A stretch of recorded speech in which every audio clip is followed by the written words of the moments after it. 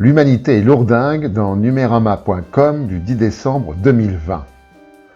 Un rapport publié par la revue Nature le 9 décembre 2020 indique que la masse de tout ce qui est fabriqué par l'être humain, appelée masse anthropique, dépassera en 2020 toute la biomasse vivante mondiale. Autrement dit, chaque semaine est produite une masse anthropique dépassant le poids d'un être humain. Bouteilles en plastique, immeubles électroménagers et appareils divers, routes, voitures, meubles, la masse de toute cette matière modifiée par l'être humain double tous les 20 ans. Pendant que la masse anthropique augmente, de façon exponentielle, la biomasse naturelle diminue. En 2020, la masse anthropique est de 1,1 tératonnes, soit l'équivalent de la biomasse naturelle actuelle. Par exemple, la biomasse des arbres, arbustes et bosquets représente 900 gigatonnes, alors que celle des immeubles et autres grandes infrastructures pèse 1100 gigatonnes. D'après ce rapport, en 2040, la masse anthropique pourrait atteindre 3 tératonnes. C'est vraiment du très lourd, sûrement trop lourd. Une gigantesque famine attendue dans la relève.ma du 23 août 2020. Déclaration de David Beasley, directeur exécutif du Programme alimentaire mondial, le PAM. Toutes les données que nous avons, y compris celles du Programme alimentaire mondial, indiquent que le nombre de personnes qui souffrent de malnutrition va augmenter de 80% d'ici à la fin de l'année.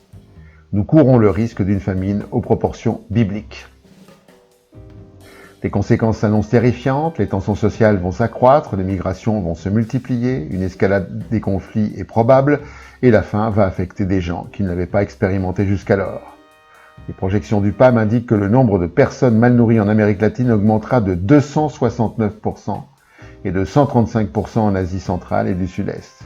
David Beasley d'ajouter que beaucoup de personnes vont mourir, des enfants vont souffrir des conséquences de la malnutrition pour de nombreuses années et le monde pourrait perdre tous les progrès effectués pour lutter contre la faim cette dernière décennie. La Covid-19 va donc affamer une partie du monde alors qu'en France, le 11 décembre 2020, 2949 personnes étaient en réanimation. Effondrement dites-vous dans scienceevie.com du 9 décembre 2020. L'article commence par ces phrases. Tous les indicateurs sont au rouge, jamais l'humanité n'avait poussé le système Terre aussi loin dans ses retranchements. Et l'état de tension à l'intérieur de nos sociétés n'est pas plus rassurant. Pour éviter la grosse déprime, certains chercheurs nous redonnent un peu d'énergie pour ne pas sombrer dans le fatalisme.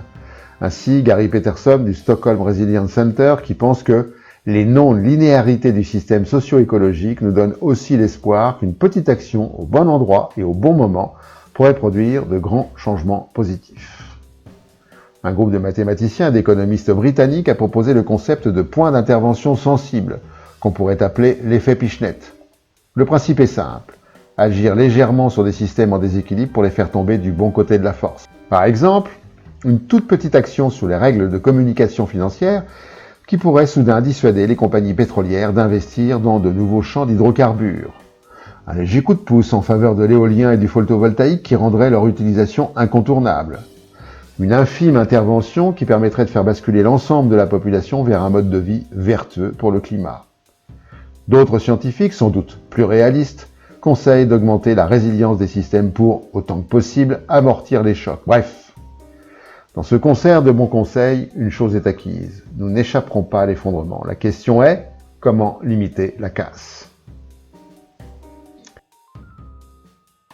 La Chine, les États-Unis, l'UE et l'Inde, les grands réchauffeurs dans le monde.fr du 9 décembre 2020. La Chine a augmenté ses rejets carbonés de 3,1% en 2019, l'Inde de 1%, alors que les États-Unis ont diminué sur la même période de 1,7%.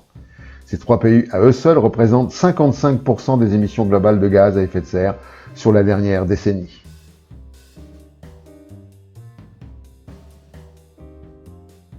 Ramenées à la population, les émissions territoriales des États-Unis est de 20 tonnes par habitant, alors qu'en Chine, elles s'élèvent à 9,7 tonnes et qu'en Europe, elles sont de 8,6 tonnes. Mais si l'on inclut les émissions de CO2 générées par la production de biens et services que nous importons, un Européen pollue un peu plus qu'un Chinois. Contenir le réchauffement à 1,5 degré impliquerait de réduire les émissions entre 2 et 2,5 tonnes équivalent CO2 par habitant d'ici à 2030, et rien n'indique que cette réduction aura lieu, excepté peut-être l'apparition de virus très militants. Les côtes avancent, les villes reculent dans france-tv-info.fr du 11 décembre 2020. À Lacanau, en Gironde, l'océan gagne 2 mètres sur la terre chaque année. Bars et restaurants côtiers ont plus que les pieds dans l'eau. La commune envisage à l'horizon 2050 de déménager 1200 logements et 120 commerces qui étaient en bord de mer vers l'intérieur des terres. Cette idée qui semble folle est consécutive à une autre folie, construire des bâtiments sur la dune. Et une passante sur le marché de cette cité balnéaire de conclure, il va falloir reculer, il va falloir céder à la force océanique. Et pour finir, la connerie de la semaine.